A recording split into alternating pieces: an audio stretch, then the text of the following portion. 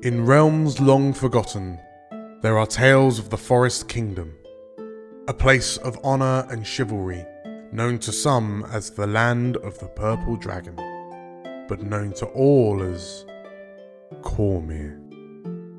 Hi, I'm Theoda, and I'm playing Hiram, a half-orc paladin. Hi, my name's Carl. I'm playing Catcher Donahue, human bard. Hi, I'm Julia, and I'm playing Badger, a forest gnome monk. Hi, my name is Anton, and I play Balthazar, a Warforged Cloak of Azuth. Hi, my name is Al, and I'm playing Slate, a changeling druid. Hi, I'm Matt, and I'm playing Zombo, who is a halfling rogue/warlock. And my name is Dan. I shall be the dungeon master on this adventure.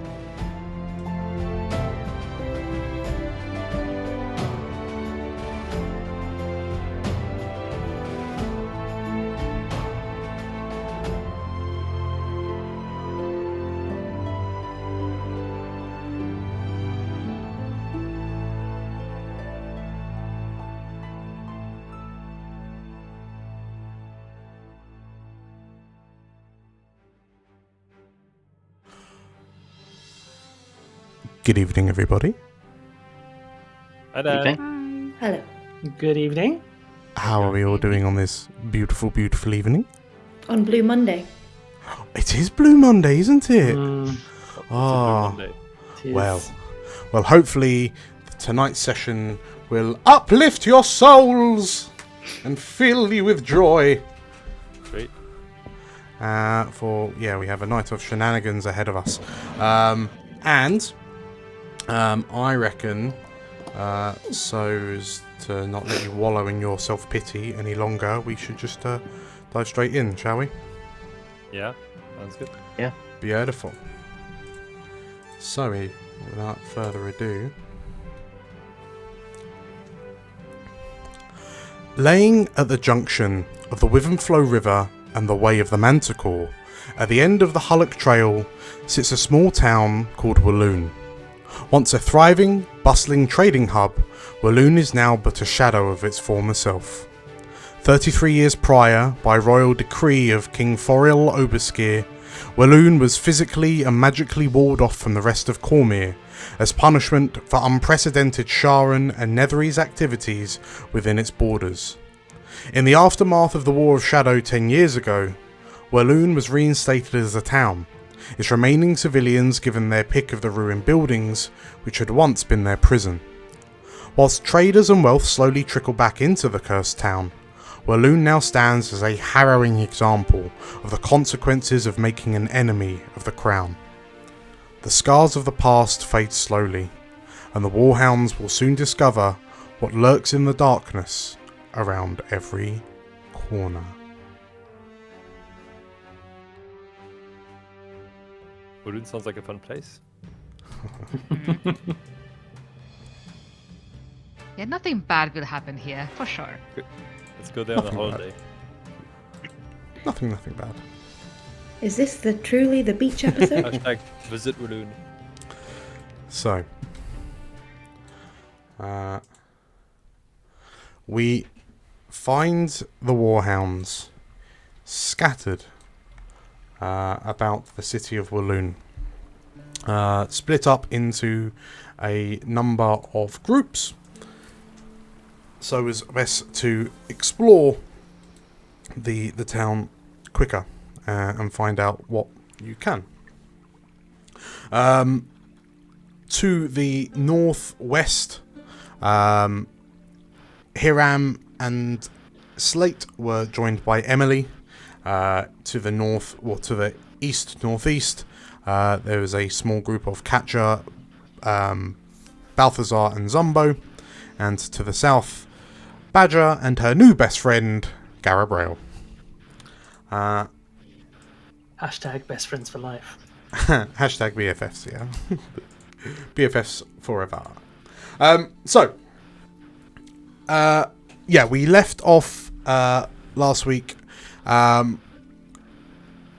Hiram and Slate, you had just been invited into a shrine of Selune, the goddess of the moon and twilight. by a lovely young lady who mentioned that they get very few visitors these days. To the south, Badger, you and Garabrail witnessed some of the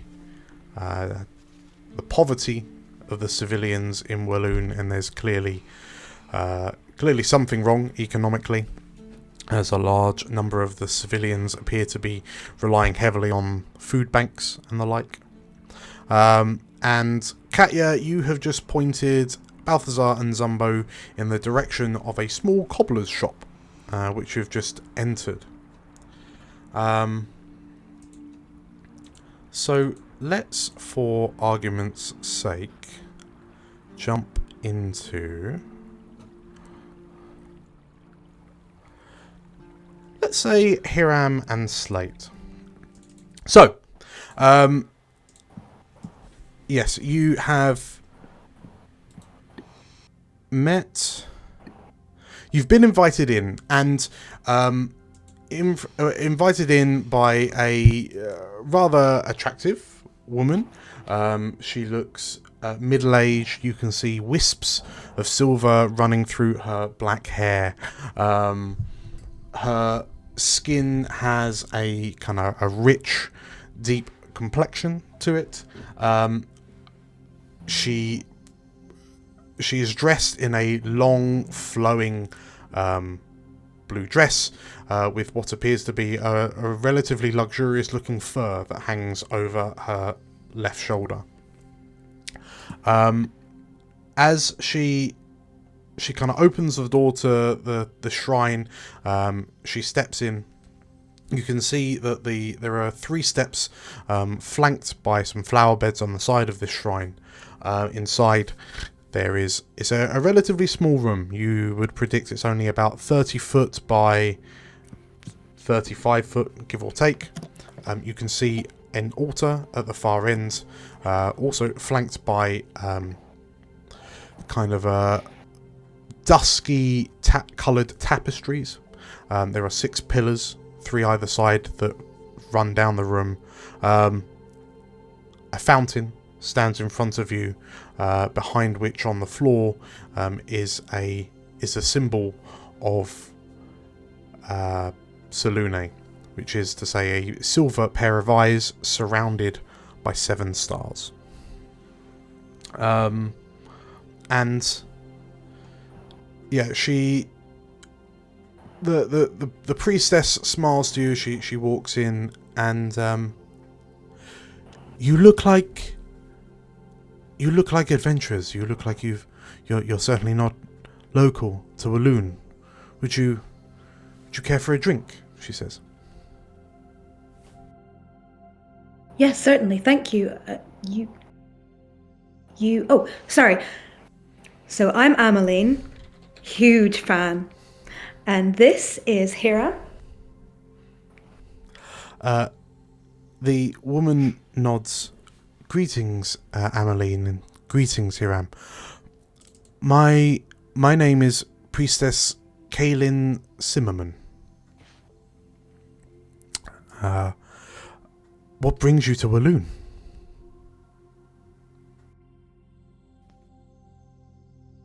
Well, we're looking for, well, some information, some details. To be honest, I just wanted to come in here. Selune is just, sometimes a god just touches you. Right in the heart. She smiles and nods. It warms my heart that the light of Selune touches you so, young Amaline. It's nice to be in the company of one who admires Selune for her positive traits. That sees her in a favourable light. Well, certainly, who wouldn't? Between the two of you, you see the priestess. She smiles at you, but there's like a flicker of like sadness through her eyes.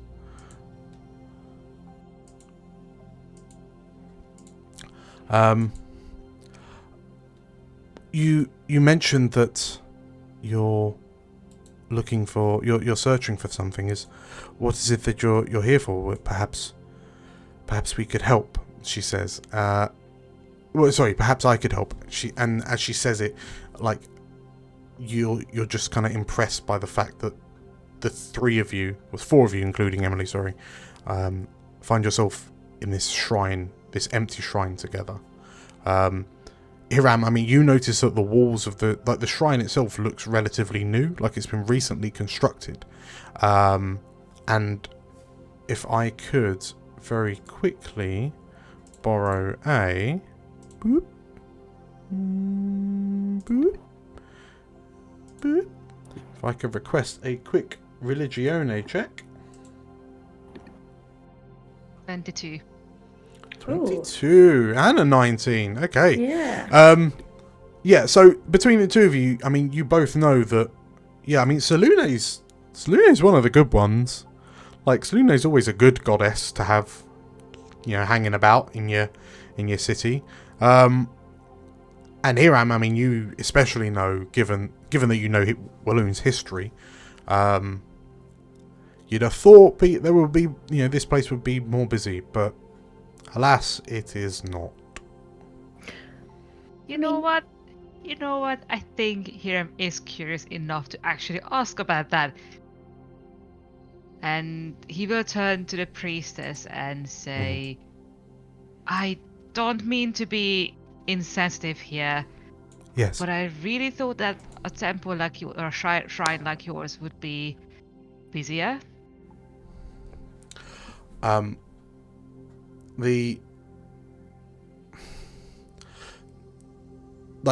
the priestess has kind of turned and she's moved to the altar. You can see her kind of pouring what appears to be wine into some goblets, and like she's picked up these two wine goblets as you ask this, and then you see her stop, and like you see her from the back. You see her kind of take a deep breath, like her shoulders rise and fall. She turns to you and kind of walks across the shrine to you, and yes, you would have thought so, wouldn't you? She says. She hands a goblet to you, Slate. She hands a goblet to you, Hiram. And yeah, the when you look inside the goblet, the wine, like it's a deep claret, and I mean, it looks like it's very well bodied. It's good wine. Thank you. Just like that, Hiram. Yes. You take a sip from your goblet. But yeah, she looks to you, smiles, turns her back and walks back to the altar. I don't mean to be so bold. Sorry in advance. It does look quite new here. Has this been built for long or renewed? Has this been done since? Well, since the.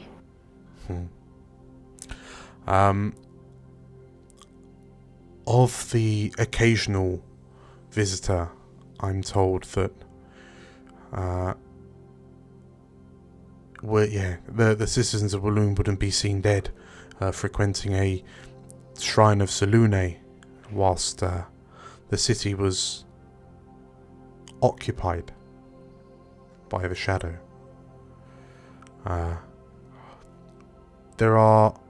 We thought it would be a beacon of hope to build this shrine and dedicate it to Our Lady of Silver. We thought it would bring the community together, but alas, it would seem that the peoples of Wheloon are, well, I suspect they are tired of edifices to the gods and goddesses. So, do the people of Wheloon visit any shrines? Is this the same in any other place across Wheloon? she smiles weakly before saying, in the aftermath of the reopening of Wheloon, there were a number of shrines that were planned to be built. This shrine to Selune was the first to be constructed and completed. But for one reason or another, the construction of the others' shrines stopped partway. Clearly the invested parties decided they were no longer invested. And this now stands as the only religious site within the walls of Wheloon. Can I do an insight check, please? Mm-hmm. Thank you.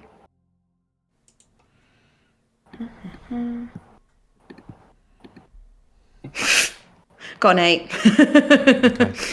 Okay. She seems very sad. She seems quite forlorn about it all. Although, like, as you kind of study her slightly, you catch her looking up to you, and like she smiles at the fact that you two are stood there. And yes, so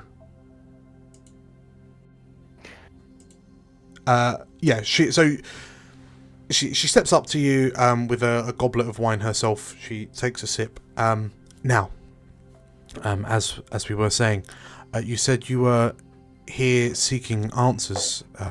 Selune is a goddess that admires knowledge and distributing that among her faithful. So, if you have any questions about this place, I will do my best to answer them as best I can. I am going to look at Slade and just do your head tilt of like, Ammon's gonna look back and just kind of go, what? Tell you what, whilst you ponder amongst yourselves about any particular questions, across the city, Badger, you are taking a slow walk with Garabrail. Yeah. The street that you're walking down looks particularly dilapidated and run down. It's clearly like the place is inhabited. There are, you see people wandering around. You notice that their clothes are not of any particularly high quality. Like there is the token dirty child stood on a street corner that watches you as you pass. Just like holding a pet rock. And although you can see running down the street, you can see kind of drains in the middle of the street, but you notice that on the sides of the roads leading up, on the curbs to the sidewalks, if you will, you can see puddles of stagnated water where clearly the structure of the things like the roads and the pavements has just fallen into heavy disrepair. Are there any people who look like they might be homeless or asking for money from passers-by? Because if there are, Badger's probably giving them a bit, some coin. Sure. So you do see. It's hard to say whether they can, in inverted commas, look homeless, but there are a lot of people that look vagrant and just like kind of dishevelled. You notice that, since you've got here, the local civilians seem to have been watching you warily. So like as you walk down the street, you can see people kind of peering at you, like giving you side eyes, kind of stepping backwards into shadows as best they can as you kind of go past, and then watching you go as you leave, almost like interested cats in a window. Like the child we passed, for example, she'd probably she'd probably want to offer the child a bit of money or just sort of see how they react. Okay. So, in which case, as you head up to this little girl, and you... well, she's smaller than you, so from what you understand, for humans, she's probably about 4 or 5. And she's got like the very typical kind of pudgy little cheeks. Her mouth is open a little bit, and she's just kind of smeared with dirt in an almost, in a very, very kind of typical way. Like her hair is a bit messy, and she's wearing what looks like a burlap sack with holes cut in it. Like it's that sort of poverty. And like she looks up at you as you approach. And how much are you giving her? What are you giving her? I don't want to scare her, so probably just sort of. I'd probably ask her what she needs, more than just like chucking money at her. Being like, "Are you okay? Do you need anything?" The girl looks at you and like blinks a few times, and then like holds up her pet rock, and you can see that in like it at a start it looks like there's a chalk drawing of like eyes and a mouth, like a smile, but you realise actually someone's just taken another rock and just kind of like scraped it. Yeah. Badger probably will use her illusion to make it look like a little mouse or something, and say,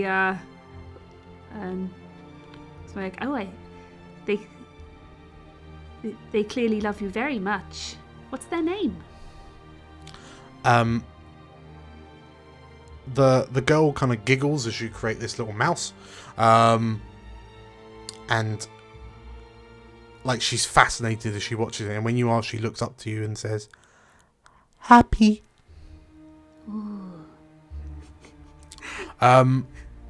As she says that, you hear a voice from behind you says, "We shouldn't loiter here much longer. The locals are beginning to pay attention." Okay, at that point, Badger will just nod at him and kind of maybe just offer her a copper or a few copper, something like that, and say, for you and Happy, and just see if she takes it. The girl looks at you a bit shocked. Like, well, I say she looks shocked. I mean, her mouth has just been hanging open this whole time. So like you hold the copper out, and like she looks at it for a long while, and then you see her like look up to you, look to the coin, and then it's just this very ginger reach out with her little chubby fingers as she takes the coin off you, and like just holds it to her chest. She, as you tell her name, she smiles, giggles, and then just kind of runs off with your copper coin. Yeah, fair enough. Badger goes back to Garabrail, and I like to think that this whole time Badger has been walking along next to Garabrail, just asking him a stream of questions, just like, "So, how old are you? How old's your sword? What's your sword's name? Have you and Isabel ever kissed? So what's our deal with that thing over there?" Just like this complete stream of consciousness, just asking whatever comes into her head. Okay. He can probably hear those thoughts as well, so you're saying them and thinking them, and he's like... with the background we're all like, "Yeah, go on, have you kissed? Go on, tell us." It's like 6 of us in his head. So as you head back to kind of Garabrail, you with your perception, you do notice that there are a couple of unsavory looking types who are kind of like loitering, but you can see them kind of whispering to each other and kind of looking in your direction. Some of them are kind of trying to discreetly point. And Garabrail... Oh, sorry, go on. Yeah, no, I was just going to ask, like, does it look like they are just curious in the same way as the other townsfolk, or are they kind of like sizing us up for something? Tell you what, let's ask for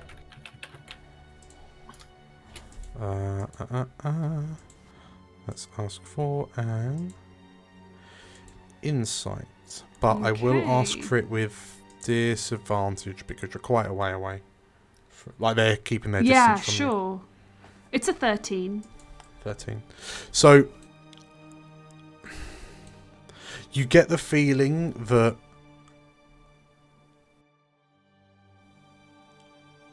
they seem particularly interested in you. You can't help but wonder if maybe it's your display of any value of any amount of coinage that has drawn their attention. Okay. Whoops. And yeah, Garabrael, like you see this group of individuals. It's a trio of men, just kind of like they see you and they start kind of doing that slow, innocent kind of wander towards you. Garabrael then kind of steps in front of you, and like he goes still as a statue, and you just see the three men stop, and then just kind of do that innocent thing where they just veer off as if they weren't planning on heading in your direction. Very Yeah. naughty. Suddenly elf- very interested in the architecture. Oh, Yes. Yeah. And as Garabrael turns back, you hear the distinctive shh of like the sword going back into its scabbard, because it's clearly just popped it with its thumb. And the elf turns to you and he's taking everything in, and he says, It's a fine demonstration of the power of Cormyr's nobility, is it not? Do you mean a searing indictment? Okay. You tell me whether it freaks you out or not, but he laughs. As you say that, and he kind of gestures gently with a hand, and since I've arrived here, all I've seen are people that require aid of those who would serve them from up high. All these people are beseeching aid of the nobles, and they're all being let down. Yes, it's true. It's a humanitarian crisis. I've seen this kind of thing before, but not here. People in need and people relying on charity. Over in Semberholm, after the fall of Mithranor, we took in so many people who were homeless and wandering and looking for a safe place to go. And it feels as if exactly the same thing is happening here, only no city fell on another city. It's just these people fell prey to the ire of the crown. It's not fair. Garabrael, like as you talk about the fall of Mithranor and the the escape to the exile, well, not exile. What's the word I'm looking for? Exodus. Thank you. The exodus to Semberholm. You can see like Garabrael's cheeks ripple as he clenches on his back teeth. Yes. A tragedy that may not have transpired had the nobles of Cormyr performed dutifully. Well, They seem to be adept at getting what they want and abandoning those who would look up to them or ask them for help. I mean, you're not going to hear me argue with you, Garabrael, but what's your point in all this? He shrugs, and perhaps it's just in their nature, much in the same way that you could never tame an otter. You may as well try to teach dinner table etiquette to a carrion crawler. Then why are you here? Why did you offer to help, if you think the people of Cormyr don't deserve anything, or that they're all selfish. He thinks about it for a minute as you begin walking again. These people, they didn't ask for this. He thinks about it a bit more. The responsibility lies firmly on the crown of Cormyr. And as far as I'm concerned, with everything that's happened, the royal houses can languish in their own apathy. I care not. But whatever is afoot in Cormyr implicated me directly. Not 20 days ago, I found myself in the throne room of Cormyr, staring into my own visage, only to learn that this was some twisted machination of mind flayers. Heavy day. There's a small from him. I don't seek to aid Cormyr. I only seek answers. If rooting out this menace who would impersonate me and try to bring down a kingdom, if rooting out this menace saves Cormyr, then so be it. But that is not my original intention. Well, I've always thought that it's our actions that count, not our intentions. So if what you plan to do will result in saving lives, that's fine with me. He nods. You walk a few, like you carry on walking in quiet for a while, and then he turns to you and Tinotir, he says. Excuse My me? sword. My sword is named Tinotir, Warden of the Stars. That's rather lovely, isn't it? Does Tinotir ever speak to you?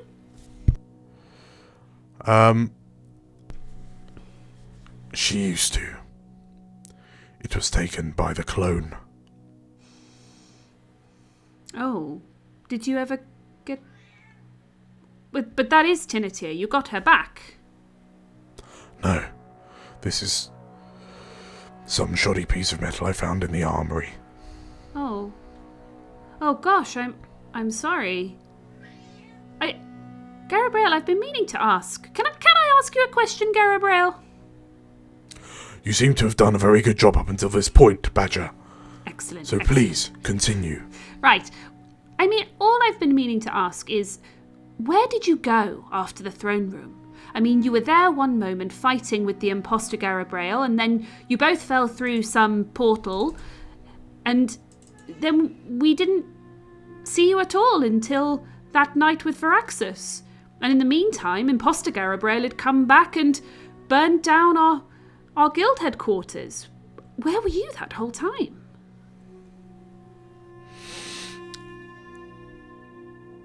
When the imposter tried to escape, it appeared that he was trying to open a portal to somewhere relatively local and nearby. Perhaps where reinforcements were being kept. But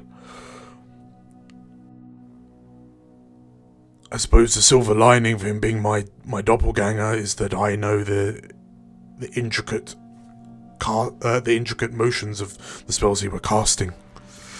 I was able to influence the portal runes. Instead of portaling somewhere in Suzail, I sent the two of us to the plane of fire.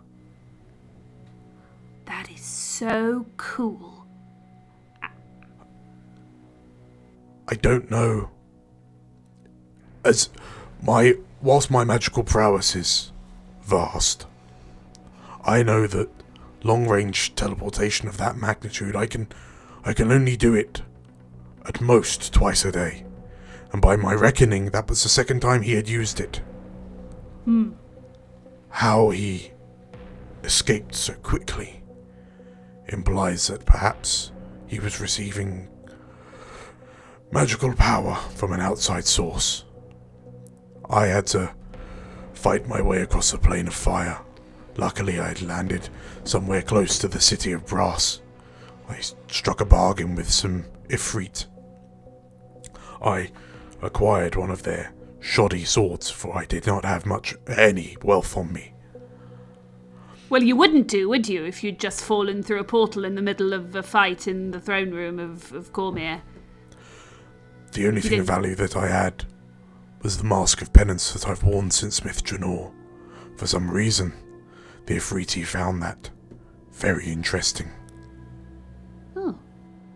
Well, that's good. It took some time to heal my wounds.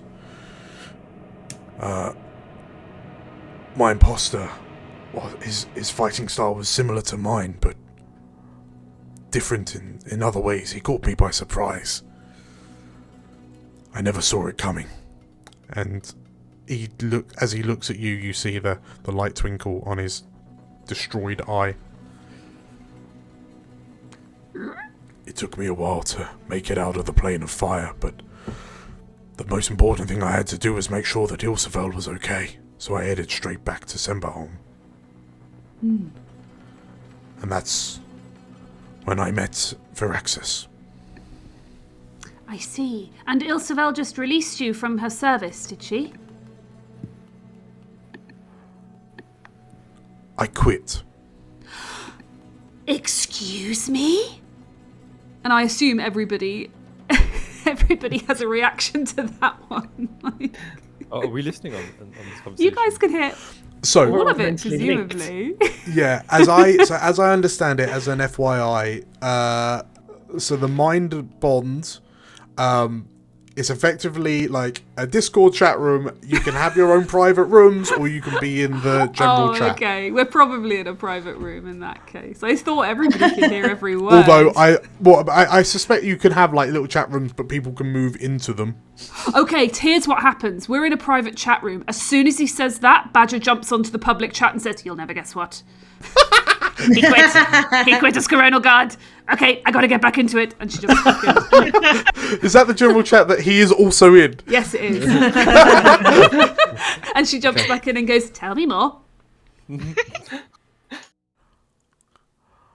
I have spent 300 years protecting the Coronal.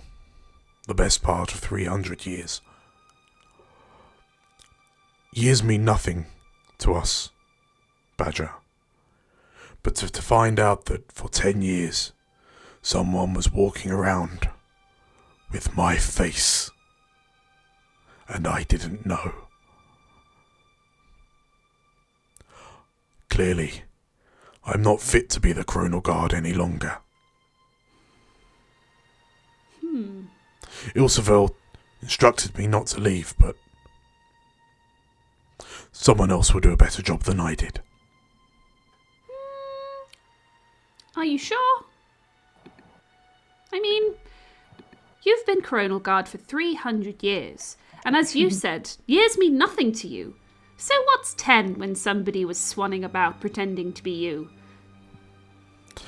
I'm a very proud man, Badger. You shock me. I do not take this slight on my name lightly. So time for a career break. 300 years, you've put your time in, you've built your skill set, and now you can go on to other things. Maybe start your own business. Coronal Guards, Inc. Coronal Guards for hire. He shrugs and perhaps. As he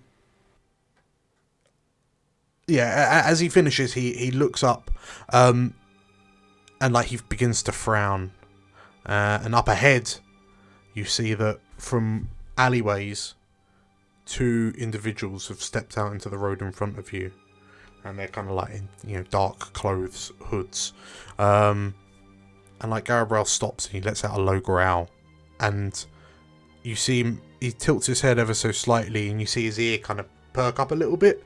And and like as you turn around and look behind you, you see a third individual emerge from an alleyway behind you. Oh boy. And Garabrael tilts his neck, and you hear a crack. There is a ding-a-ling of a little tiny bell that sounds rusted and well worn.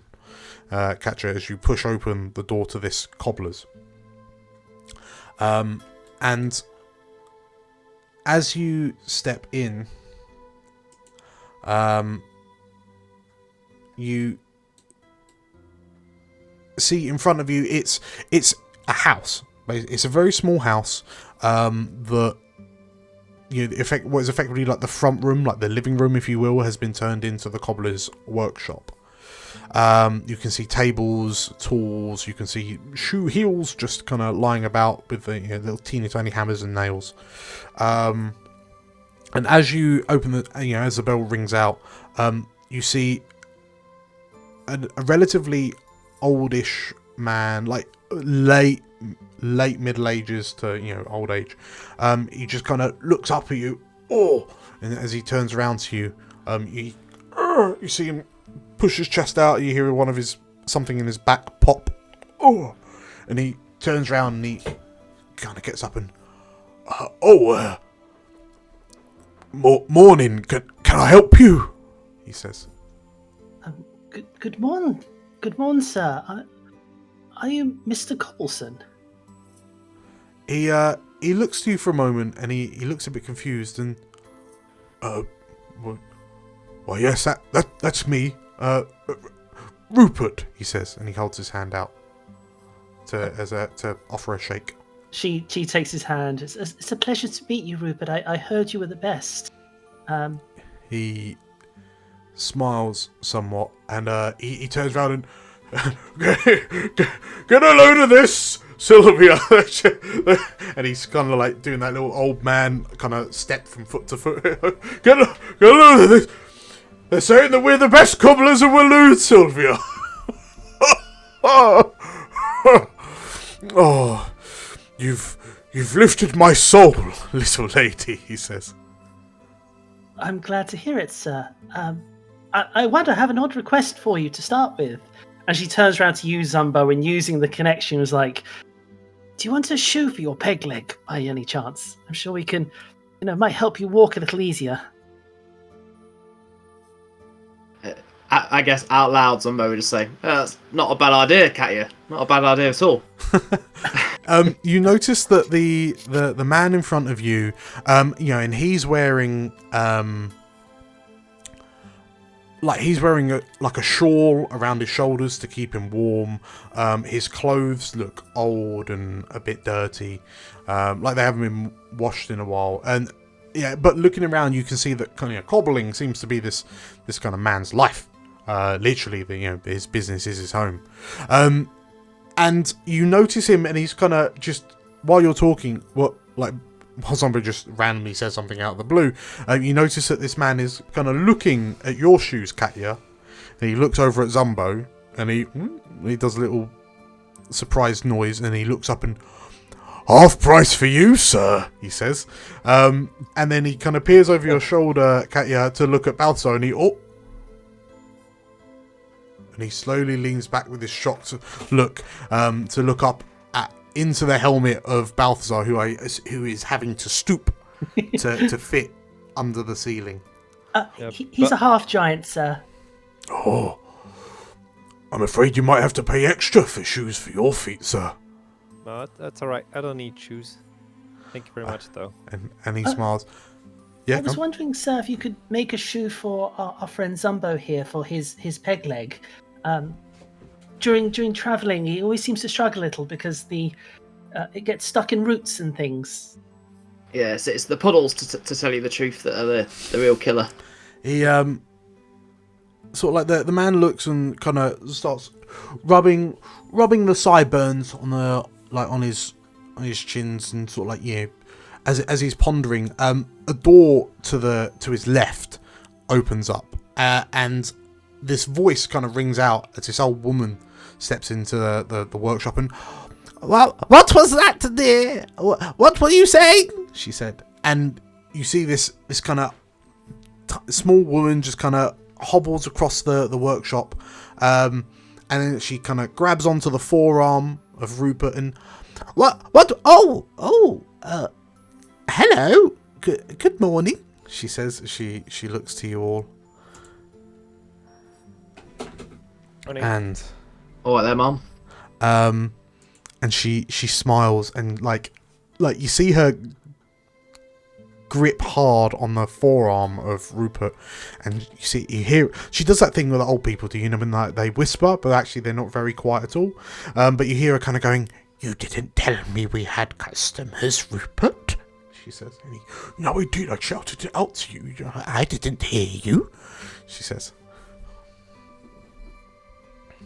And then she looks to you and, "Are you here for some shoes?" We're here for my friend here, yes. Oh, she says, looking at Zumbo. "Make sure you give him a half-price discount, Rupert." She said, pointing at Zumbo's peg leg. Actually, if it'll help knock the price down even more, I've bought my own chunk of wood for you to use if you wanted to make like a... I don't know if this is possible, if you can make like a wooden foot to go inside the shoe to fill it out a bit, because obviously this old stick ain't gonna do the trick. So Rupert, he sort of like, he kind of gently lifts his the old woman's hands off his forearm, and he you can see like clearly his back and hips seem to be giving him a bit of trouble as he kind of walks over, and he lots of old man noises. As he, and then he realizes just getting down to one knee is not going to help because you're a halfling. So it gets a bit lower. I'll swing my peg leg up onto the table if that will help. Oh, thank you, lad. Thank you. He says, and yeah, he looks it over and, "Are you sure you want a foot? If you just got a big old flat, it'd be like you're flat-footed all the time. But we could certainly polish up what you've got there. Maybe give it a bit of a rounded, flanged ends, just to give you a bit more pivot." Yeah. I mean, whatever you can do. I mean, if you do wheels, I'll be happy with that as well. He smiles, and as he stands up, he looks to you all and what brings you out this way? I mean, I appreciate you have come to the finest cobbler in Wheloon, but seems a bit out of the way for adventurer types like yourselves. Did you come in on the ferry? Are you heading upstream towards Arabelle? No, sir. Our business is in Wheloon itself. We just came under the advisement of a friend. We're sightseeing. Oh, very good. Kinda. I mean, given if you are adventurers, I would heartily suggest, if you haven't been already, heading up to Arabelle. It's a good place for folk like yourselves. And as he says it, the old woman kind of butts in, clear, and like he's mid sentence when she butts in. Rupert, tell them about Arabelle. Adventurers seem to like to go up to Arabelle. That's isn't that where Maggie went? Katja smiles, is like, "Ma'am, we came from Arabelle," and her smile grows at hearing the word Maggie. And she's like, "Maggie, a daughter that you have, sir, madam?" Oh no, he's the bravest boy. The bravest boy in Cormyr is our Maggie, she says. Maggie, it's an odd name. You see Rupert, however, like Sylvia's just like, Rupert, you see him kind of scrunching his nose up a little bit. And he does the old person thing where he just kind of goes, yes. Anyway, this leg of yours, this foot, and Yeah. And Zumbo will bring out of his backpack. He'll root around in it for a bit and bring out a chunk of wood, it's driftwood, and Katya might catch the words "Captain's Cabin" misspelt, but that have been carved into the wood with a knife, and he'll look at it kind of nostalgically for a little bit, and then reluctantly hand it over. So Rupert takes it, and he's looking at this wood, and like he's got his kind of artisan's eye on, because he takes one look at this wood, and then you see him it's driftwood, right? Yeah. You see him visibly kind of like bend it, because it's just very pliant. And you want your foot to be made out of this? Well, I mean, the whole thing doesn't have to be that. It's just if you could include it somewhere, sentimental value. You understand? Right. But presumably you want something like a fine polished mahogany or a sturdy oak or something. That will support your weight. Yeah, I mean, you're the artist, sir. I'll bow to your knowledge. He nods. And sort of like he goes to start talking, and then the old woman, who's still kind of stood off to the side, just kind of like smiling at you, Rupert, do you think they've met Maggie? Maybe they've met him. If all the adventurers know each other, don't they? I mean, I've never heard of a Maggie, but there is a rather amazing hero in Arabelle. What was his name again? Magnus, that was it. Magnus Cobbleson. I mean, he's quite the hero, I hear. And like the old woman looks at you confused as you say that, and then she looks to Rupert. What did she say, dear? And like she kind of wanders up to you closely, and like right up to you, and like she smells of lavender, and she gets in close, and you'll have to speak up, dear. I can't hear very well, she says. Katya looks at her, and she speaks, but at the same time she projects the words into her mind, and she's like, I said I know of a Magnus Cobbleson, a great war wizard of Arabelle. Oh, Rupert! She says, and she begins like smacking the old man on the shoulder. They know Maggie! They know of Maggie! I'm so looking forward to seeing Magnus again. And like Maggie. So there's this kind of surge of emotion through this woman, and everyone, like, you notice that Rupert is just kind of looking at her quite sternly, and you notice that the old woman's hand begins to slow, and then they knew Magnus. And she begins, you see it, like her eyes begin to tear up. I am going to do something. I am going to use my free detect thoughts and just pick up their surface level thoughts. Okay. The surface levels are,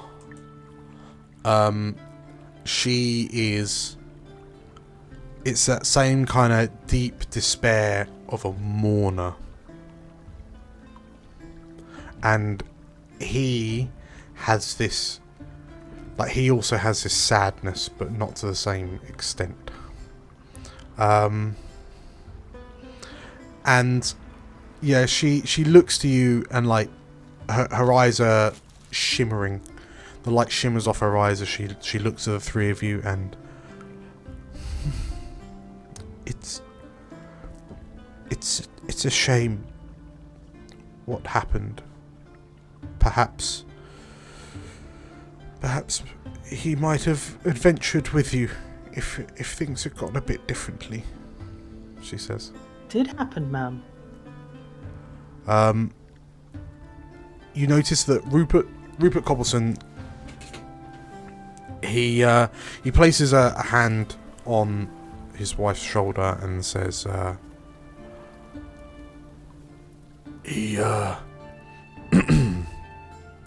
well, he went off.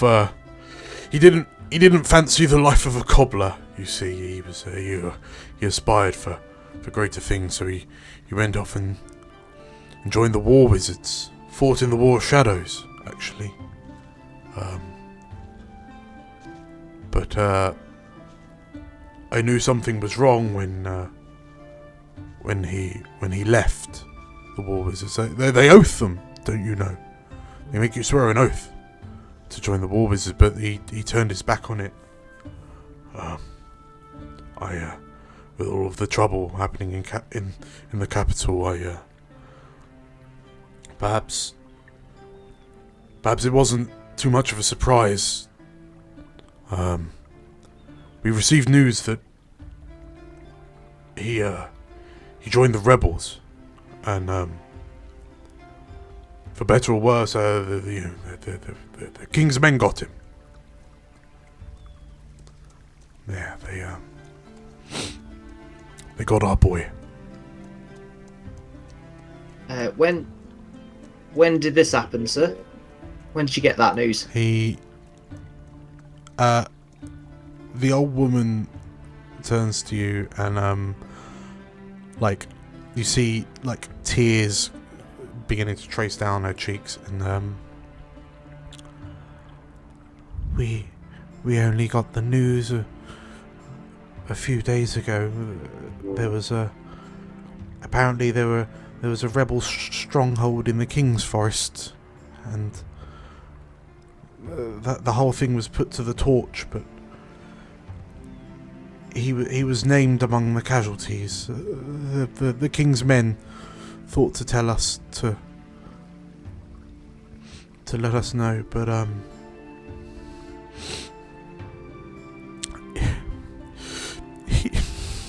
he may have been a traitor, but he was still my son. Zumbo will be looking at Katia and Balthazar in a sort of questioning, like, should we? Kind of way. Rupert, you can see, he's doing his best not to tear up as well. He's doing, you can see him kind of swallowing hard to kind of try and keep his emotions in check, and perhaps he, if only we knew, he came to see us not too long ago. After he left for Arabelle, he came to see us to see if we were all right. But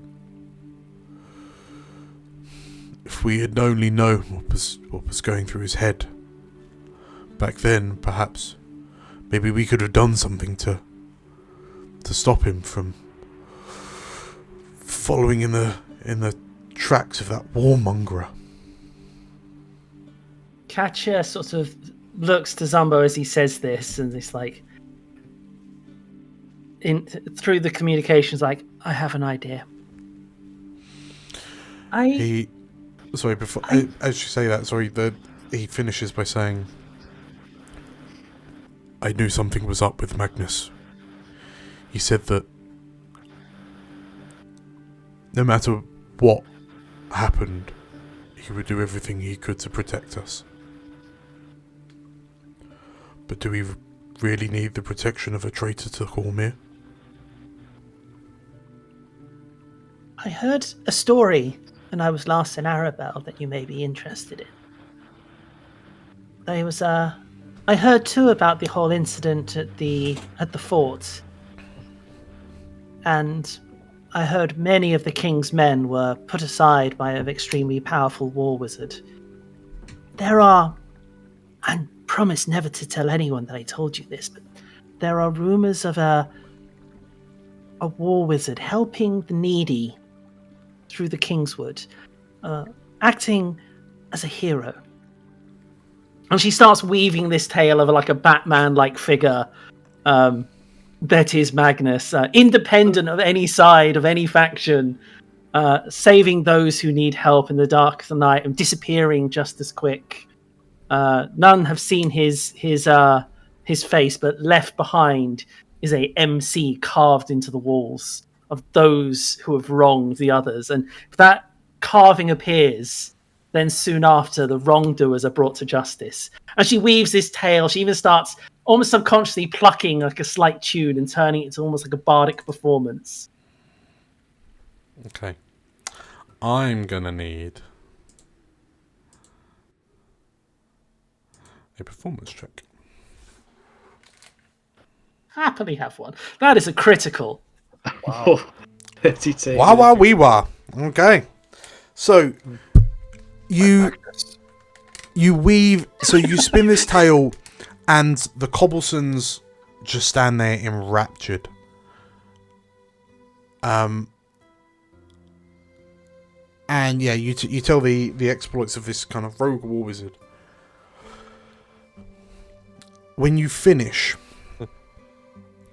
the two of them sit down. Rupert looks kind of confused and bewildered. Wait,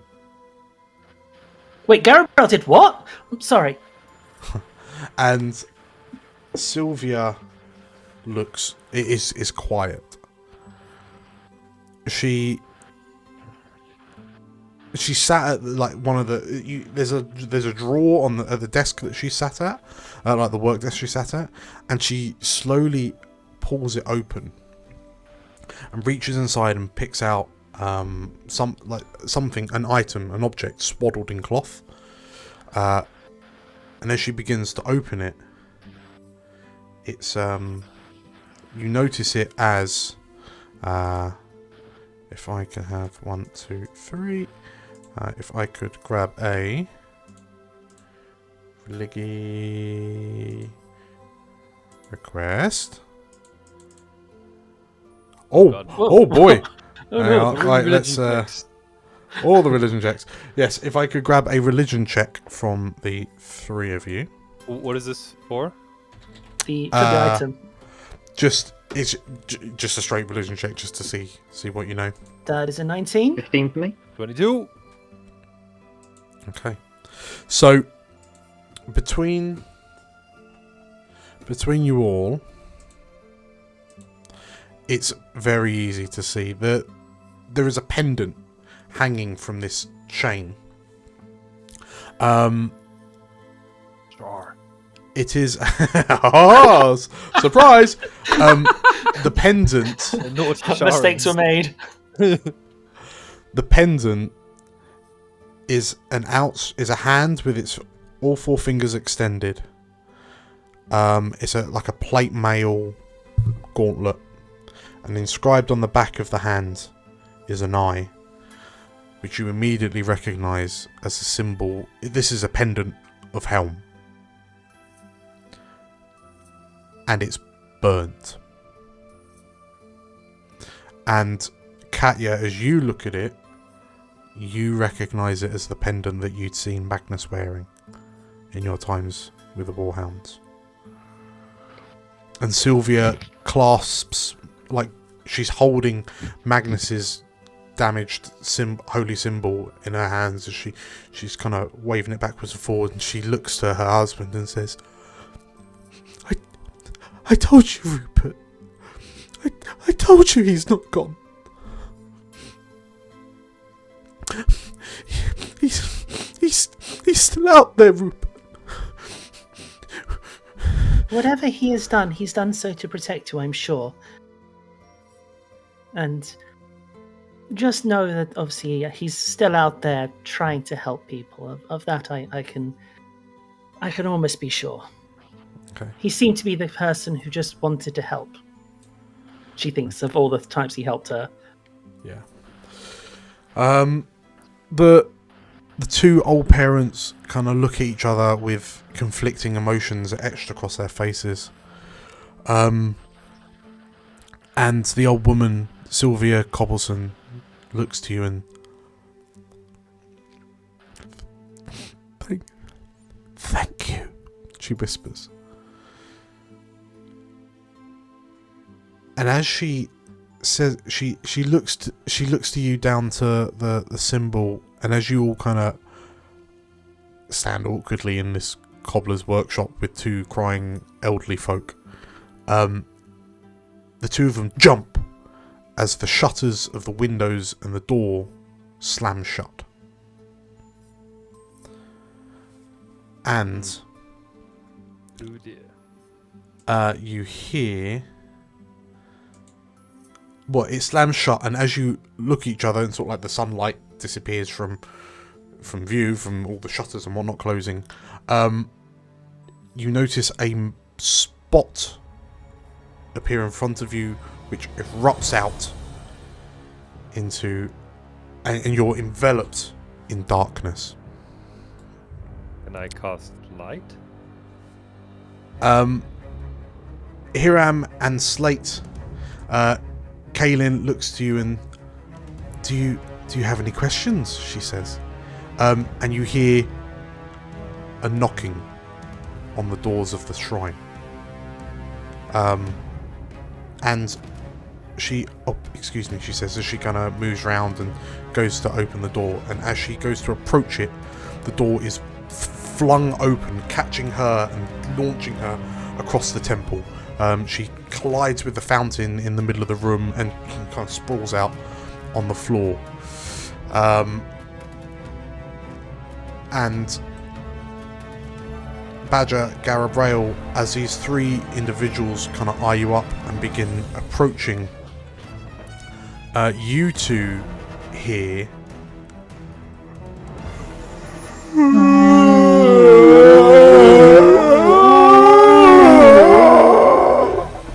coming from a dark alleyway to the side. Katya, Balthazar, Zumbo. Balthazar, as you ignite the light on your torch, you on your staff, the light penetrates out at most half a foot, and from the darkness you hear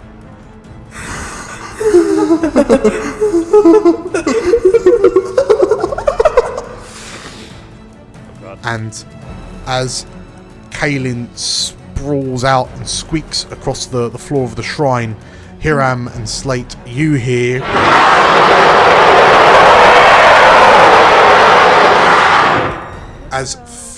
as a disformed figure bursts into the temple, looks to you all, and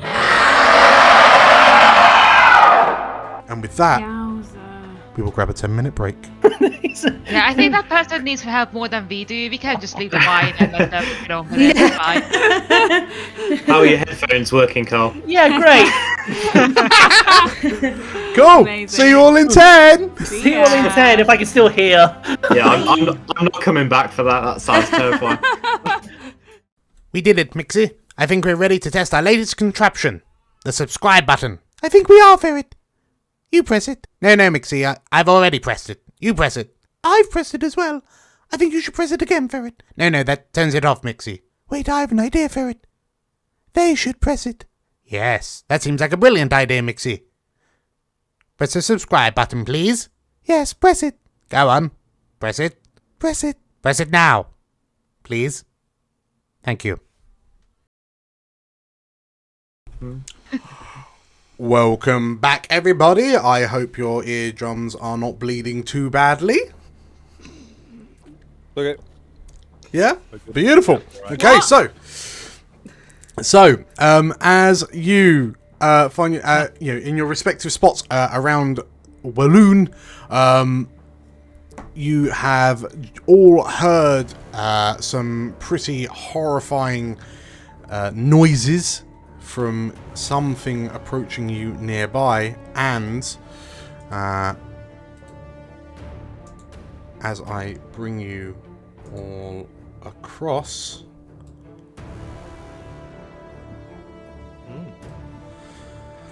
right, so Badger and Garabral, you find yourself in the street surrounded by three thugs.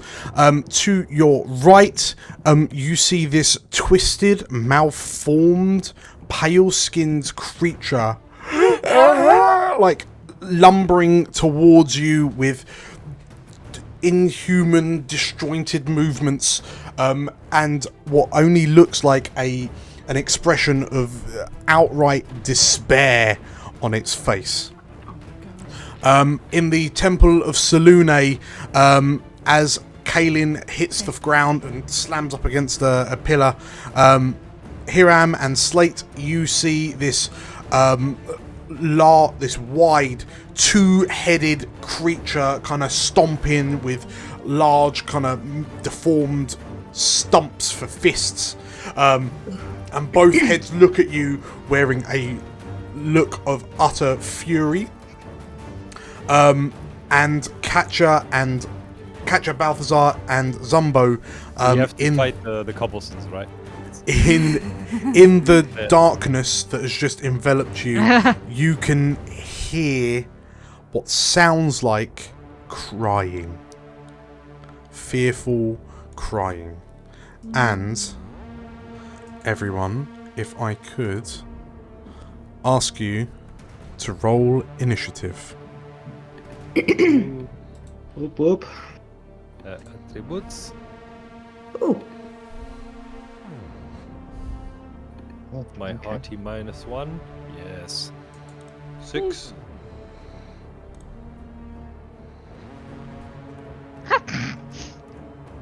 Oh god. Whee!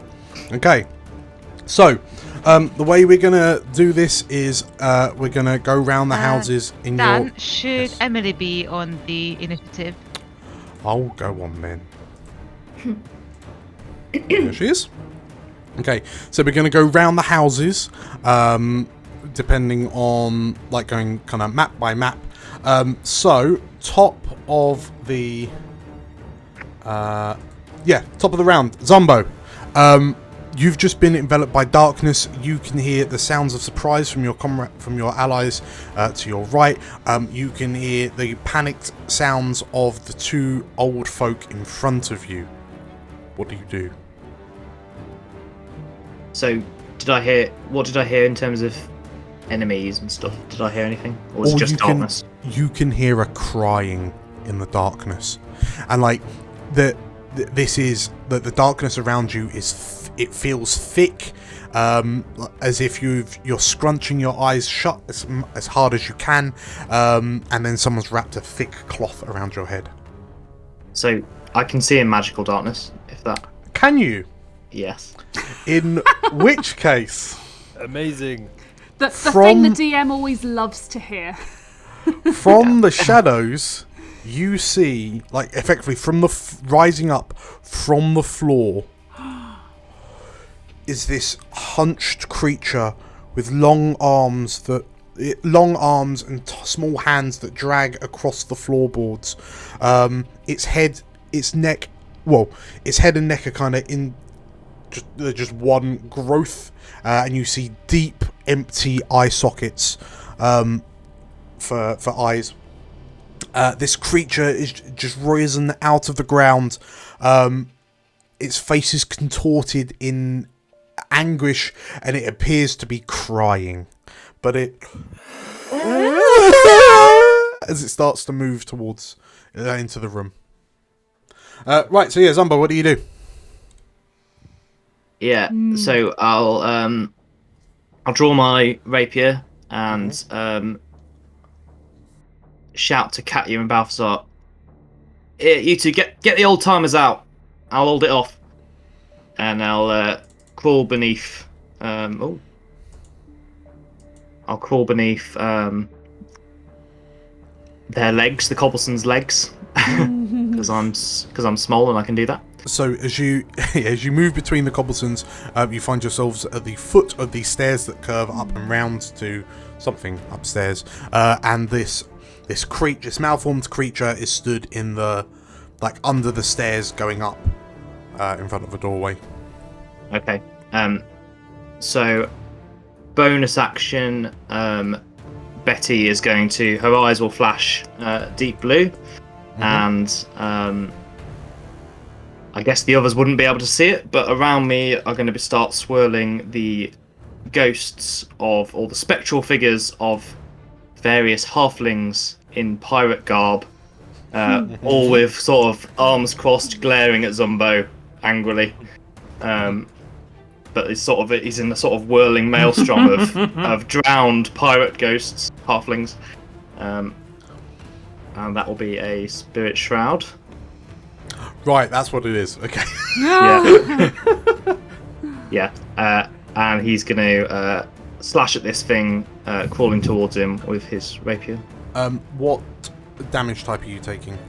Necrotic or cold? Necrotic. Okay.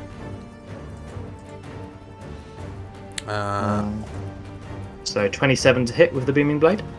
Okay, so as you step forward, this creature kind of its head lolls towards you as you approach, and as you jab at it, the skin feels unnervingly soft and squishy as the rapier just pokes right into it like dough. But yeah, that's a hit. Fine. So 16. Well, yeah, 9 piercing, 7 thunder, and so as you 3 necrotic. As you jab the sword in, the rapier in, the creature lets out a wailful moan. You notice that it seems to care more about the thunder that crackles across its body. And just to check, can you also see the hit points coming off it? Yeah. Ah, very cool. And as you watch as the dead halfling pirates dogpile this creature, but it just seems oblivious to it all. Okay, fine.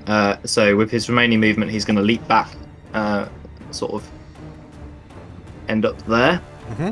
And yeah, he's just gesturing to the others to kind of get out. Okay. And that's me.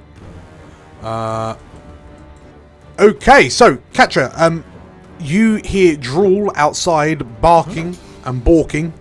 What does Drool do? Is this an open window by any chance? It is not. It's a closed window. The shutters have flipped shut as well. Oh, okay. And the door here it was shut a second ago. Is that actually open? The door is also shut, actually, yeah.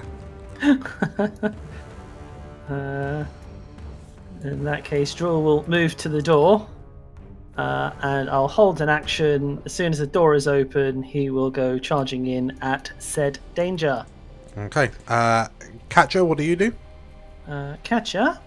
So, Zumbo's just shouted to you to get the old-timers to safety. Oh, God. Oh,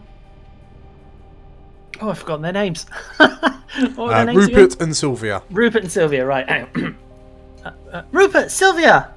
Follow me, we need to get out of here! The old people are making panicked old people noises. In that case... In a second. In that case, as a second level spell, she calls out to them, commands, flee. Sweet. As her eyes start glowing. Okay. And wisdom save. The Cobblesons fail their wisdom save, and you hear there is more panicked old people screaming. And is that immediately? No, on their turn. Okay. On their turn. And then she'll step back and pop open the door. Tell you what, let's give them initiative 9. Cool. Okay, so it's panic screaming. As you feel your way backwards through the darkness, you find the wall, you find the door, you open the door, and you hear from outside. On their turn, the Cobblesons, you hear them kind of scrabbling and bumping into things. You hear a door open, and then a door close. Drool's ready action. Yep. He leaps into the darkness, just going as a straight line. I'm assuming it's disadvantage on attacks. Mm-hmm. And he will attempt to bite. Ooh. Okay. So as Draw clamps down on the leg of the creature, you like the creature's leg just kind of splotches, and it's like he's just bitten into a Stretch Armstrong, and the creature just doesn't seem phased whatsoever. Yeah. Okay. And so then it is Balthazar. Balti Boy will do a Dispel Magic, please. Okay. See if On that what, does anything. perchance? On the darkness. Cool. Okay. So, as you intone the words, the darkness around you begins to fade, and suddenly, yeah, the room is illuminated again. Well, it's like dim light because the shutters are closed. There is a column of light coming in through the door, however, which illuminates the creature at the far end. Okay. Balthazar will go towards the door and just peer outside and make sure the Cobblesons aren't running into another shadow creature. Okay, cool. So I see them running away. You can hear them. You can hear panic noises coming from the other side of the door. Can I open the door You can? as a free action? Yeah. Can I just do it? There you go. Oh, they're in the bedroom. Oh, okay. They are in the bedroom. Oh, okay. Gotcha. All right, that's my turn. Cool. And then the creature in front of you, the fearful shadow, it tries to ignore Draw by stepping round it, and in the process, if you do your boomy damage, Matt.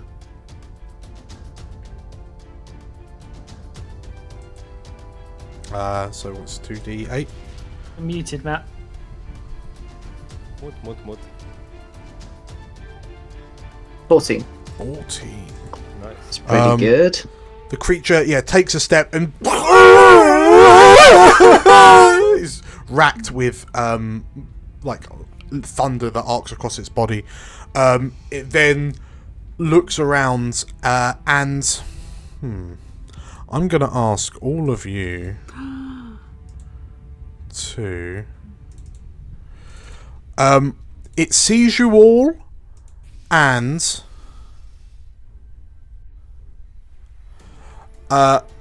it brings its long noodly arms up to shield its face, and it just lets out this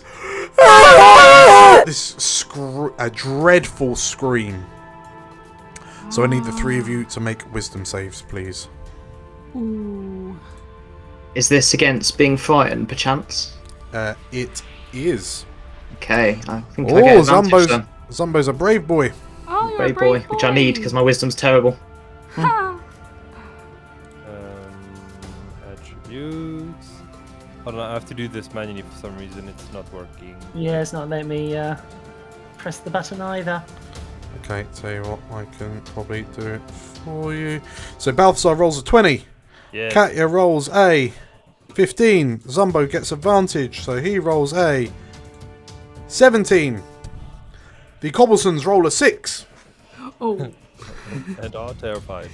Yeah, so the creature just begins like thrashing about and wailing. Yes, they drop dead. They're all tickers. Can't take it. Okay, and yeah, the creature just kind of flops around a bit. Meanwhile, Garabrail looks at these three thugs and closes his eyes and says, "I'm going to give you precisely one chance to step away," he says. But then he hears the wail, the wail of despair coming to the side, and he turns and, "What is that?" Badger, what do you do? Do I see the Oh, thing yes. that's wailing? This thing has just kind of lumbered out of the shadows of the alleyway. Moved into view. Does Badger know what it is, or has she ever seen anything like this before? You can roll me an Arcana check. Yeah. It's a 5. That dog looks sick! Something's wrong with that man! Yeah, okay, that's fine. So, as far as Badger's concerned, you're up against 3 thugs and a very, very sick man. That's fine. Yes. Yep. What am I going to do? I think... I'm probably going to assume a defensive stance with Garabrael. Do a little bit of... Okay. them. Uh, That's a dodge. okay, you're dodging. Yeah. So the thugs take one look at this thing. This leadmost thug just steps up and, "We were here first," he says, as he walks up to the misshapen humanoid lumbering towards him. Wouldn't do that if I were you! And the other two just like they make noises to their friend. The creature, like, it's kind of, the way it's contorted, it's looking up at the sky slightly, but then you watch as it looks at the man and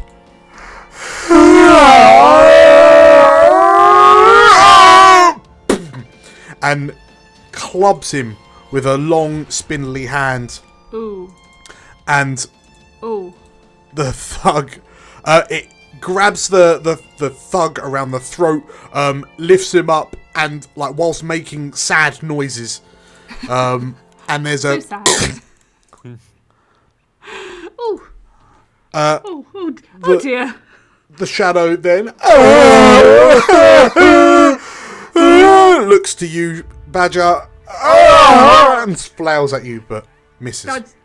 Badger dodges out of the way of its big prongy arm things and goes, oh no. Okay, and I think that's it for them. This is ugly. It's a couple of hippo twins, isn't it? So Weird creature. the two-headed malformed creature bursts into the room, and it looks to you all and lets out a piercing, dreadful scream. Yo. So Emily, Hiram, and Slate, I need wisdom saves. Oh, Oh, Camera. The camera failed. the camera failed the wisdom save. I think. Like, Click on Abilene! Oh yeah. I don't know. Hey. So Slate, you 14. are shaken, but you are fine. When I do that as well, then I'm gonna go. Do you really have to do that? I'll do Emily. Oh, Emily rolled an 8. Emily is Oh, not no. impressed by this thing. Hold on. My character sheet is doing something weird. Although you do add dice to this, don't you? Yeesh. Let me put that up there. For paladin stuff. Paladin, yeah. So +3 to that. So Emily rolls an 11. Okay, I might need to bring back the thing for me because it's not reacting to the wisdom saving throw for some reason. Okay, I'll click for you. Thank you. So +3 to this. You roll a 9. Hiram, you are also frightened of the I creature. feel like I should not be frightened by something like this as a paladin, but oh well. Have an ability to shake it off or something. Not with this paladin, unfortunately. Okay.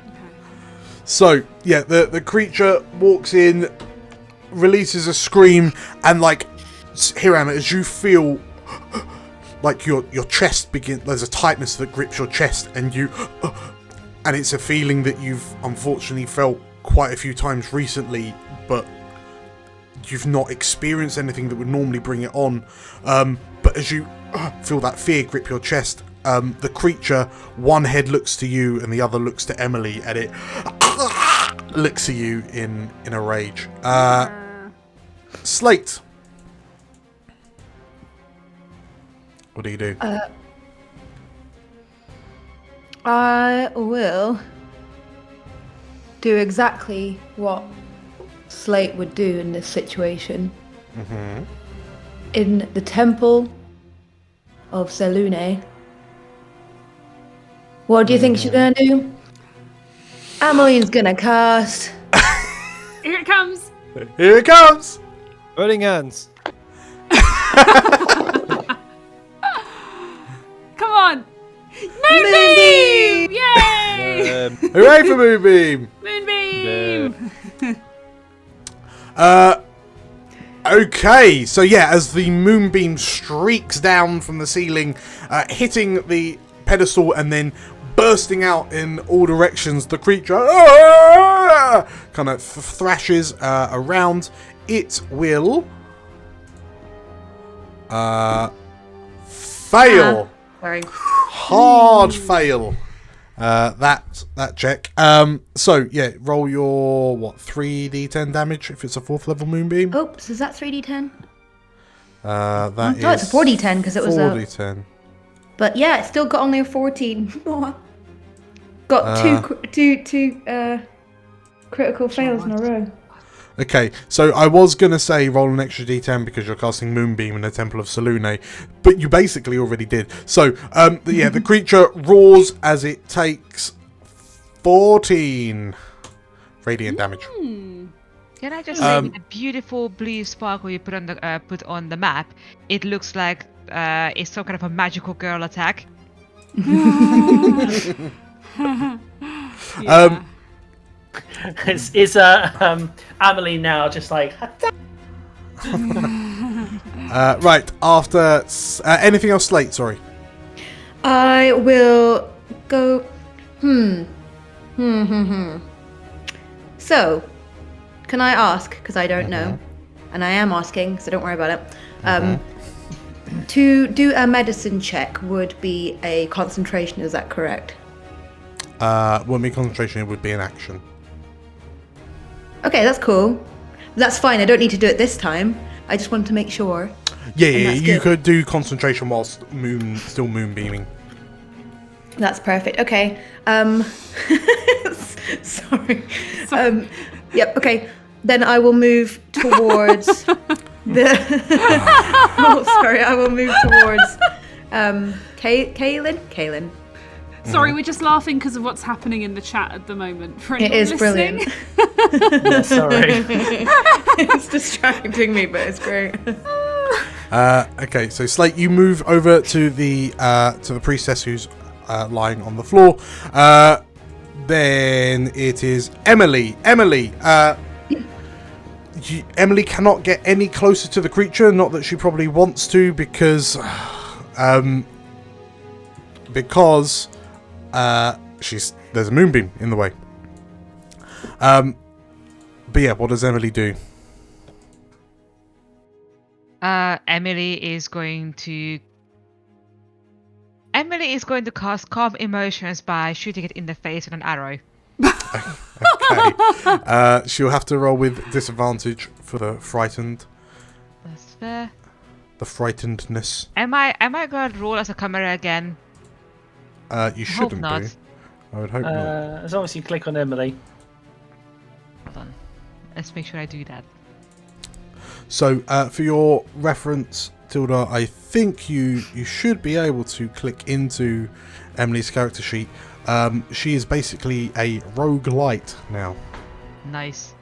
Well, I have a very crossbow, light. so let's use that. Does a 16 hit? I'll need you to roll again because you've got disadvantage. Oh yeah, I forgot. Roll higher. Ooh. Unlucky. What? Oh my god, what a That- waste of a that natural would've- 20. That would have been a spicy crit, wouldn't it? Oh, yeah. Oh well. So, yeah, Emily. So, Emily also feels that tight grip in her chest, the same as you are, Hiram. But she grits her teeth, brings up. She's used to the fear. She brings her crossbow up and fires the bolt, and it like impacts the creature in its left neck, and it lets out a scream as the bolt makes contact. Roll for damage. 7 piercing damage. 7 damage. I'll shout to Emily at the same time as well. Get it right in the throat so it stops doing that infernal screaming. Okay, the creature, the creature roars as this bolt kind of lolls around. It doesn't seem as upset about it as Emily was hoping. Emily does have another ability which you might find helpful, Hiram. The ability is called Helpful. Yep, I was actually thinking... Well, I was actually thinking that what Emily would do is like, yeah, take that, and then use cunning action to hide. Oh, okay. Yeah. Makes sense. Like behind the pillar? Yep. Like down here? Yep. Okay, yeah, if you roll a... are you able to roll a hide check? Or is it still in a bit funny? A hide check. So it'd be a stealth check. Oh, yes, I can. Hold on. 18. 18. Nice. Okay. Dokie. So yeah, Emily fires a crossbow and then kind of zips round behind the pillar. Do I not have a hiding? Okay, we'll just do invisible. There we go. Okay. Yeah, so she is hiding from the creature. Hiram,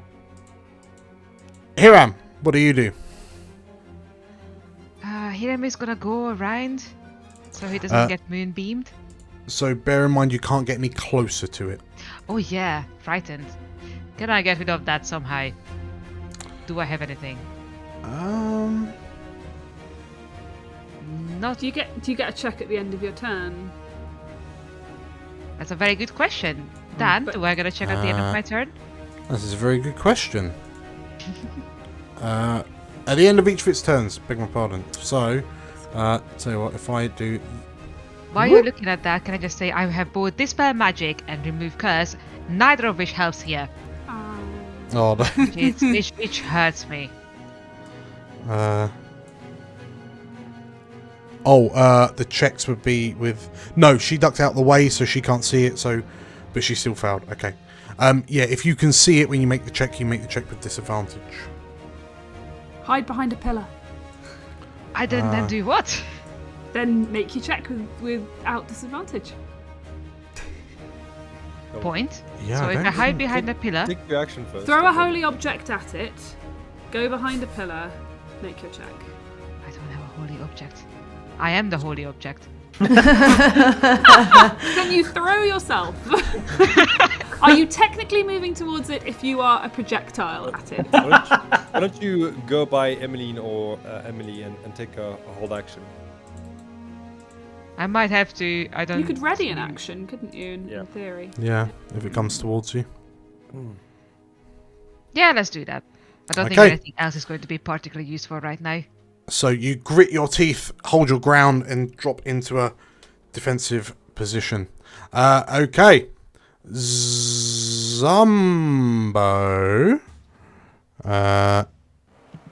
Where is Zumbo? There he is. Right, Zumbo. The lights have been turned on. Okay. Great, I guess.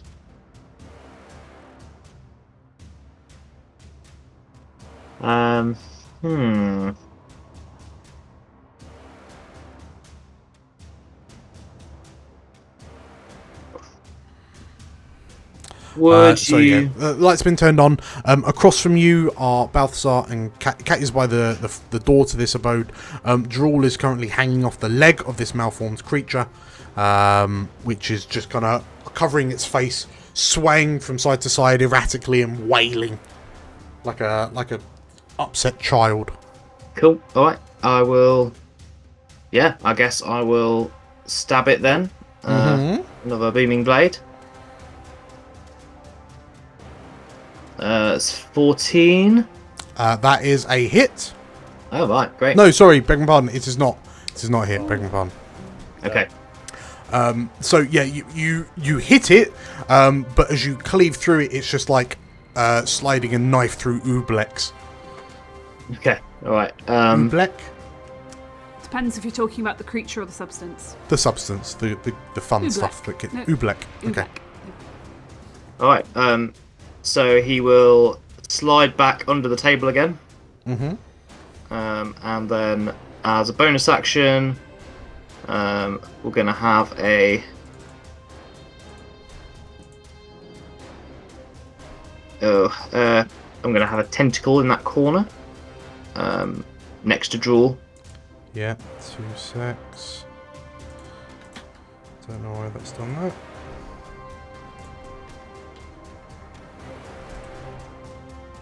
There we go. Oh god. Thank you. Oh, it's quite big, isn't it? Yeah. Might have to go. Yeah. I don't keep that size. Yeah, it can attack 10 feet out. And then it's a 7 plus 7 to hit. Okay, so 12 to hit, and that's from that. Okay, so yeah, the tentacle swings at the creature, but the creature kind of brings its arms in, and the tentacle just kind of slaps around it. You see the suckers suction onto its forearms, and then kind of rip chunks of it out, but it just. Okay. I guess I'll just move over here somewhere, but then end my turn. Okie dokie. Next up is Drool. I imagine Drool goes running up the tentacle as it bursts out the water, and leaps down upon the creature, and 20! That is a hit. So he takes 8 piercing damage. He needs to make a DC 15 strength save. So you all hear what sounds like a crunch from the creature's leg, but it looks broken, but it doesn't seem to be putting any kind of weight on it. Weirdly, upsettingly, it does, however. Sorry, no, I retcon that. You hear a crunch, and then the creature collapses to the ground. And as Drool falls on top of it, the spectral ball just suddenly appears at the last second, and there's that dust cloud as Drool lands in its stomach. Okie dokie. And as it teeters and Drool is encased, it boom slams it against the wall and takes a full 18 damage. Nice. And you see, there are the timbers of the wall crack under the weight of this creature being slammed into it. Anything else, Drool? Drool's done enough. Catcher. Catcher looks at the creature in its miserable state, rears back and sends off a massive psychic scream and casts dissonant whispers at it. Okay. 14. It takes 16 psychic damage as she assails it with psychic energy, psychic screams. Moves away from you. Okay, so you see this creature like it's sprawled on the floor. As your eyes glow white and you scream, you see it kind of it throws Drool off its leg, with it's like one mangled leg. You then watch as it crawls across the ground, and it disappears into the room in the back. And Zumbo, you watch as the creature kind of reaches up for, goes into the wall. Goes into the room at the far under the stairs and disappears around the corner. Did it take its 16 damage? It did, and poof. Okay. Anything else, Katya? No, I think that'll be it. Okay. Next up then is in this room is Balthazar. Balthazar will peer into the room where the Cobblesons are. Yeah. And go, sorry for the interruption. We're just getting rid of this monster right here, and we'll be back right with you. And then He'll Say the Cobblesons. just look around the room, see if there's anything else. And that's his turn. Okay. Okie dokie. So, with that,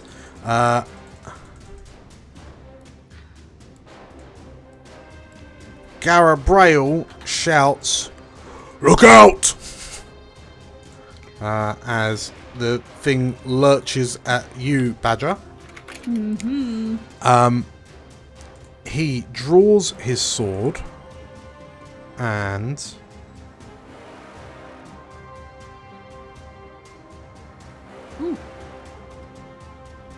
that did not work. He, with a swing, he swings his sword that is not Tinatir, Warden of the Stars. Fair enough.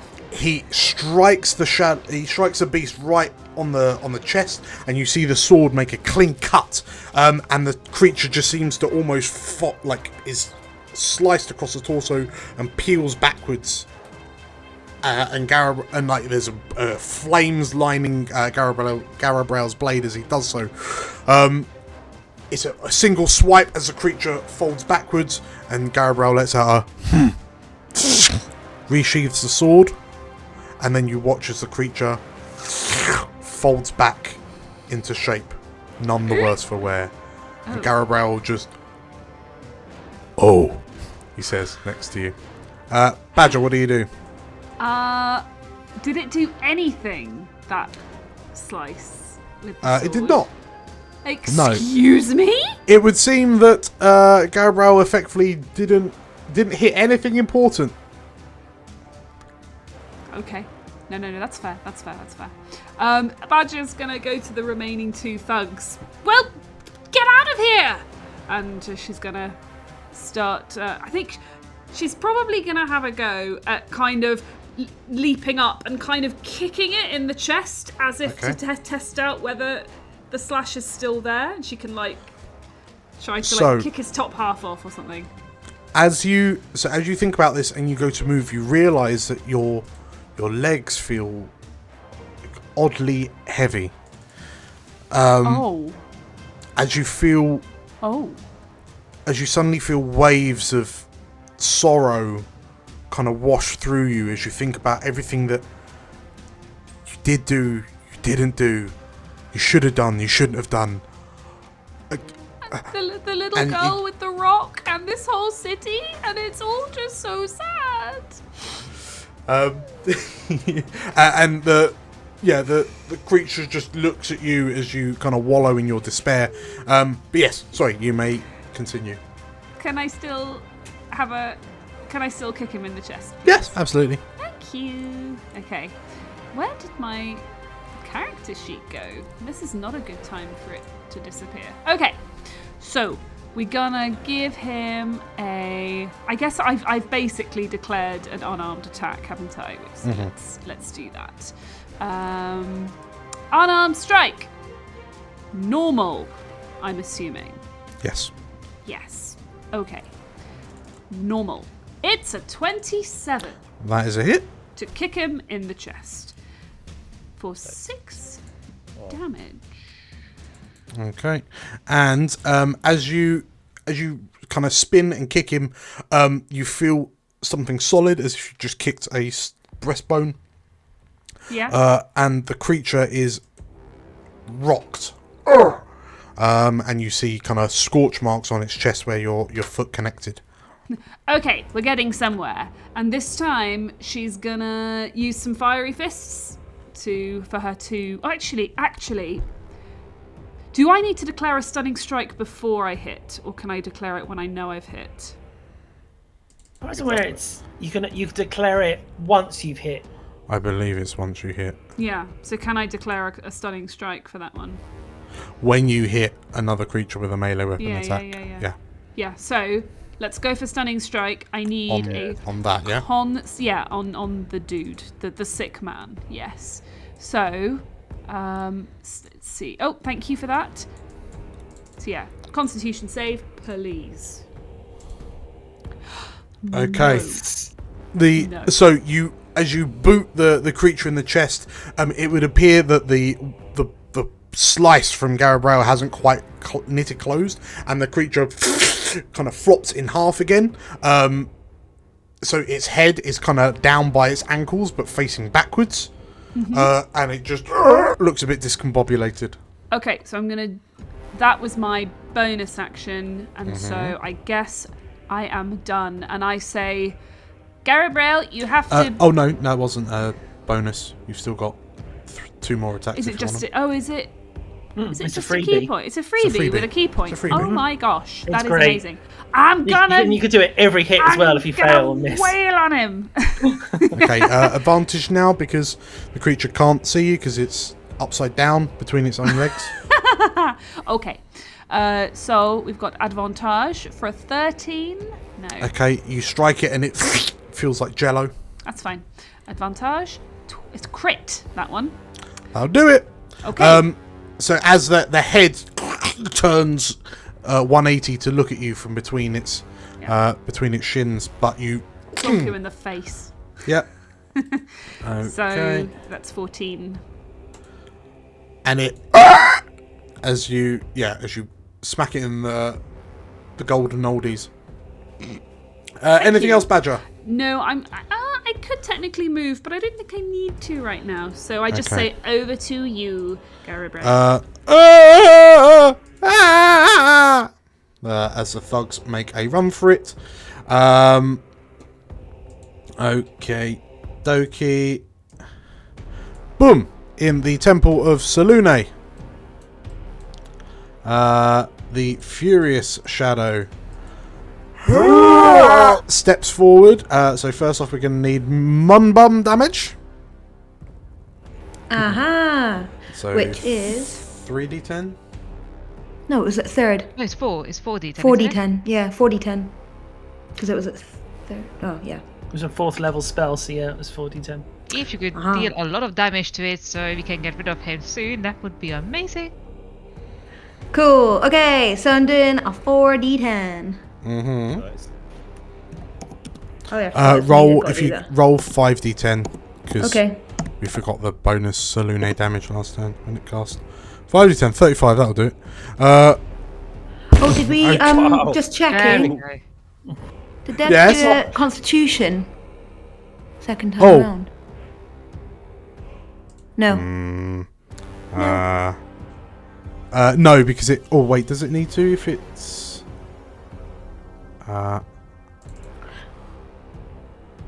Where is it? Where is it? Where is it? Yeah, it must make a Constitution saving throw. I mean, it's dead. Well, it might not be. What's the DC? 14. Fail. One. Yeah. There we Yay, go. it's dead. Okay. I mean, it's dead. So, Selune willed it. so Hiram, as you as you kind of gird yourself for this creature, which begins kind of lumbering towards you, you watch in the corner of your eye as Ameline opens her hand up wide and like she swings her arm down. The moonbeam intensifies, and this creature rears back one of its kind of stump arms as it reaches for you. Until just the end of its kind of malformed fist just falls out of the side of the moonbeam in front of you, and you watch as it dissipates into shadow. I love it when I'm not needed. Okay, and yeah, Hiram and Emily, as you catch your breaths, you wonder what on earth just happened. If we join those of you in that, well, tell you what. Hiram and Emily, what are you doing now that the thing's gone? Wait, do I? Oh, it's late. Yeah. Okay. Sorry. Yeah. Can I please do a medicine check on Kaelin? You may indeed. Let's Thank you. Click that, and then click that. Okay. The priestess is alive. She's just been knocked out cold from being flung 15 foot across the room into a stone fountain. Is it correct that if you do a medicine check and it passes, that you can make them conscious again. Yes, you can. That's what I want to do. Cool. So, as you kind of step down and begin kind of patting her over and kind of a couple of slaps to the cheeks, the priestess groggily kind of comes to, and like one eye half closed as this beam of moonlight emanates down from the ceiling, and she, Selune, she says out quietly. I'd advise you not to step into that. I've seen some quite bad stuff happening there. Okay. Hiram and Emily, the source of your fear is gone. Hey. What do you do, the two of you? I like to enter the group chat and ask everyone like, hey, we have just been attacked by some weird creatures. Is everyone else okay? That's so spooky and weird because we are also being attacked by a weird creature. Amazing. Yeah, we've had a bit of a Barney here too. We think it's run off, R1. We're just going to check on it, but... I'm still dealing with this one, so I'm just going to duck out for now, guys, and I'll be right back with you, okay? We'll talk to you in a second. Everyone else, do you want to meet up quickly? Bye. Just before we go, I want to let you know I'm okay too. I know everyone was worried, so it's okay. We can meet at that tavern once we're done. We have some business to conclude here, and then... Are we bringing heads? Are we bringing the heads? Or... Whilst this Keeping a conversation is mental picture. happening, Zumbo, what are you doing whilst everyone's chattering around you? I guess he's gonna stalk off to find the head. Yeah. So he'll just shimmy past Drool and the tentacle and So- see what he can see down this corridor. Just in the interest of time, do you want to skip over to Badger's seat? Yeah, well. Zumbo, as you step into the room, you notice that it is empty. There is no trace of the creature being here. Oh dear. Ah, okay. And yeah, as you turn to look to the others, presumably with a slight look of confusion, Garabrail growls because this thing hasn't died, and He's not used to this. no, he Usually he swings his sword and things just die. normally things just die. He doesn't like to be upstaged, so he's just going to he'll cough, extend his arm out, and with his fingers splayed, he God. fires a lightning bolt at point blank range, Amazing. and I forgot about that. Hey. Wow. he obliterate. You see this creature as it explodes into giblets as this lightning bolt just smacks into its chest. Smacks into its. I don't know. Well, it's in half, isn't it? So it's just like below the waist. But yeah, incinerates this creature. It unfortunately incinerates the dead thug behind him as well. Well. But yeah, I imagine you watch as the giblets go flying everywhere, but then they turn into this kind of black misty shadow and dissipate into the air. What was that?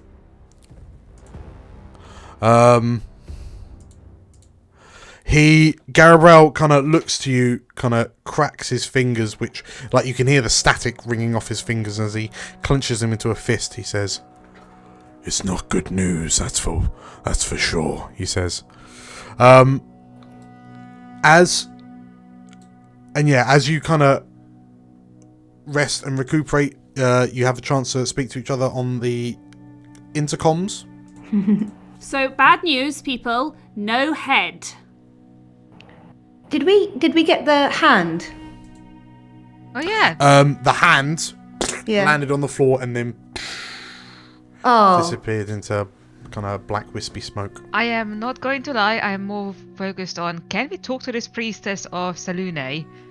See if she has any insight into why all of this, just why. Yeah, does this happen all the time? Or is this... Yeah. Also, I want to point out, this shrine apparently has some good wine, so instead of tavern, we could just meet here. Oh yeah. You could. Could indeed. Okay, so as you pick the priestess up and Ameline, as you kind of sort the priestess out. Delete. So has that happened in all the temples? Is this why the temples weren't working very well? Well, the priestess looks to you and sees this beam of moonlight and looks to you and says, "What happened?" Well, I called upon the power of Selune to cast this wonderful moonbeam, and we've managed to... I will kick you in the shin if you say that. Gently, but yeah.